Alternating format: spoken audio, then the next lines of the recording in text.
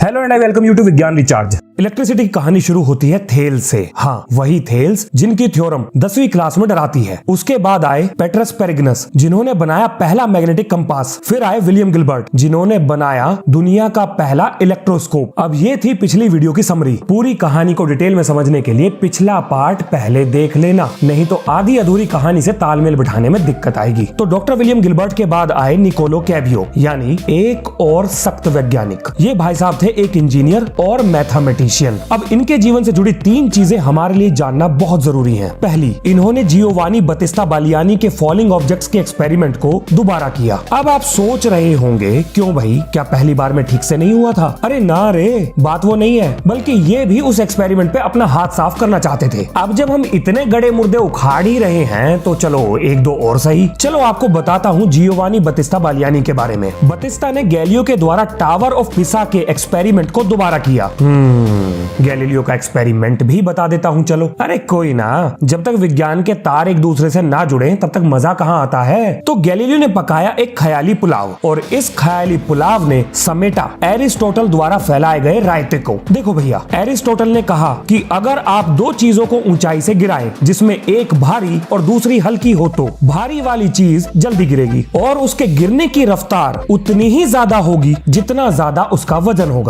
और पूरी वैज्ञानिक कम्युनिटी इसे ही सच मानती थी। और इसके बाद एंट्री होती है अपने धाकड़ वैज्ञानिक की, यानी गैलीलियो। और यहाँ पर मैं एक बात ऐड कर दूं कि विरोध की कीर्तन मंडली के छाती पीटने का समय आने वाला था। तो सबसे पहले गैलीलियो ने अपने ख्याली पुलाव में लीनिंग टावर ऑफ पिसा से 2 पत्थर गिराए, जिनमें एक था भारी और दूसरा हल्का। अब गैलीलियो के हिसाब से दोनों गिरे एक साथ, क्योंकि ग्रेविटी दोनों पर बराबर लग रही थी। फिर अपने धुरंधर वैज्ञानिक ने इसे प्रूव भी कर दिया और पहुंच गए वैज्ञानिक कम्युनिटी के बीच में और दिखाई उन्हें अपनी कैलकुलेशन और बोला, भाई लोगों, एरिस्टोटल थे गलत, उनकी थ्योरी तो ना चलती, जो वो चिपका के निकल लिए हैं उसको पढ़ने की कोई जरूरत नहीं है। और ये रहे उसके सबूत। भाई साहब, सांप सूंघ गया सबको। ऐसे हो गए सब जैसे उनसे किसी ने उनकी किडनी मांग ली हो और बदले में आईफोन भी ना दिया। फिर 2-4 नमूने उठे और बोले, ये ना चलेगा बिल्कुल भी, एरिस्टोटल कैसे गलत हो सकते हैं, वो सबसे महान वैज्ञानिकों में से एक थे। मतलब आप हिम्मत देखो लोगों की, कैलकुलेशन में गलती किसी को ना मिल रही, पर चौधरी सब बन रहे थे। मैंने कहा था ना, छाती पीटने का समय आ गया है। तो विरोध की कीर्तन मंडली दबादब छाती पीट रही थी और हो गए सब शुरू। मन तो उनका ऐसा कर रहा था कि गैलीलियो को यहीं खोपचे में लेकर खर्चा पानी रसीद कर दे, पर करते कैसे?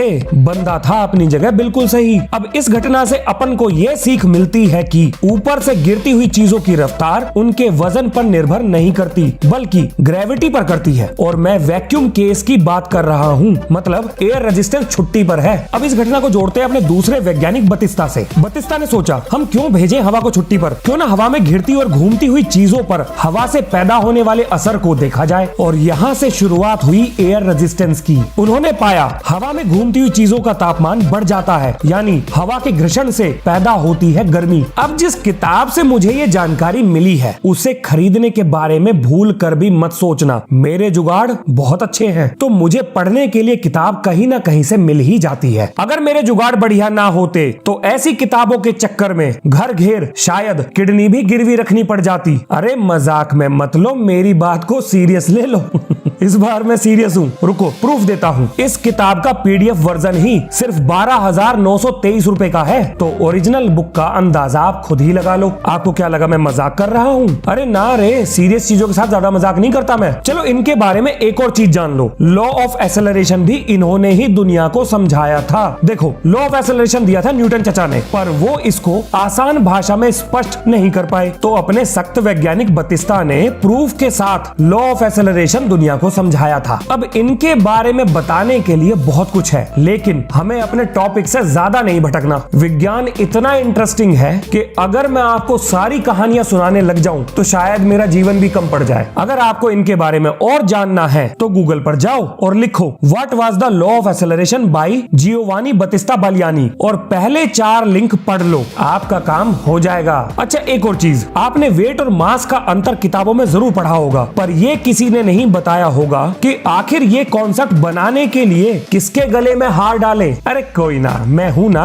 मैं बताऊंगा सब कुछ। उसके लिए भी बतिस्ता को ही हार पहनाना चाहिए। वैसे अब उनकी फोटो पे हार चढ़ ही चुका है, अगर गूगल पे ये चीज सर्च करोगे तो मिलेगी नहीं। इसीलिए तो बोलता हूँ किताबें पढ़ा करो, सब लिखा है उनमें, पर इतनी महंगी किताबों के चक्कर में मत पड़ना। चलो एक किस्सा सुनाता हूँ। जब भी मैं मार्केट से किताबें खरीद के घर लेके आता हूँ तो घर वालों की छाती पे लौटते हैं सांप, क्योंकि मेरी किताबों ने घर का एक पूरा कमरा कब्जा रखा है और अब वो धीरे धीरे कमरे से बाहर झांक रही हैं। तो जब आप किसी की प्रॉपर्टी कब्जाओगे तो रिएक्शन तो आएगा ही। चलो वापस चलते हैं मुद्दे पर, यानी निकोलो कैबियो पर। अरे यही तो है आज की कहानी के हीरो। कमाल है ना, हीरो की एंट्री इतनी लेट हो रही है। अब मैं क्या करूं, विज्ञान ऐसे ही चलता है। यहाँ इतने सारे हीरो हैं कि किसी को नहीं छोड़ सकते, नहीं तो कहानी के तार कैसे जुड़ेंगे।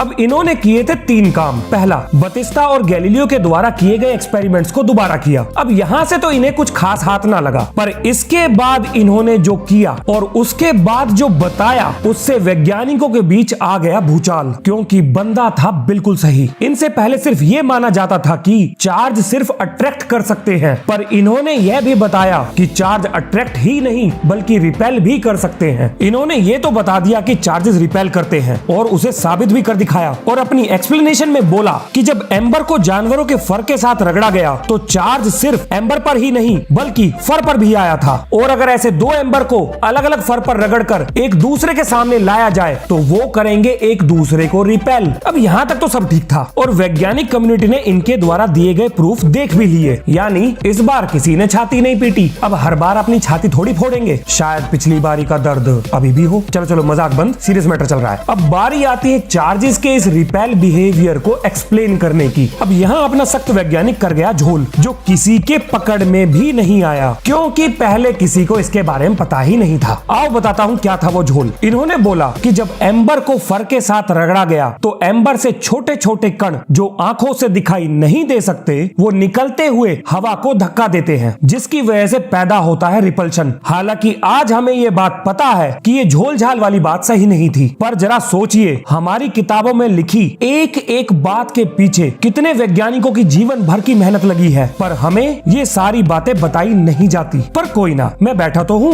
मैं उखाड़ूंगा आपके लिए विज्ञान के सारे गड़े मुर्दे। अब निकोलो कैबियो के बाद एंट्री होती है विंसेंजो कैस्कारलियो की, जो थे एक मोची, यानी जूते चप्पल ठीक करने का काम करते थे। और ये बंदा पढ़ा लिखा मोची था, मतलब एकदम धांसू टाइप का बंदा। केमिस्ट्री की पढ़ाई कर चुका था और इन्होंने खोजा बोल्गना स्टोन को, जिसे फिलोसफर स्टोन भी कहा जाता है। सुनने में अजीब नहीं लग रहा ना? रुको, अभी लगेगा अजीब। ये एक ऐसा पत्थर था, ध्यान से सुनिएगा, एक ऐसा पत्थर जो साधारण चीजों को सोने में बदल सकता था।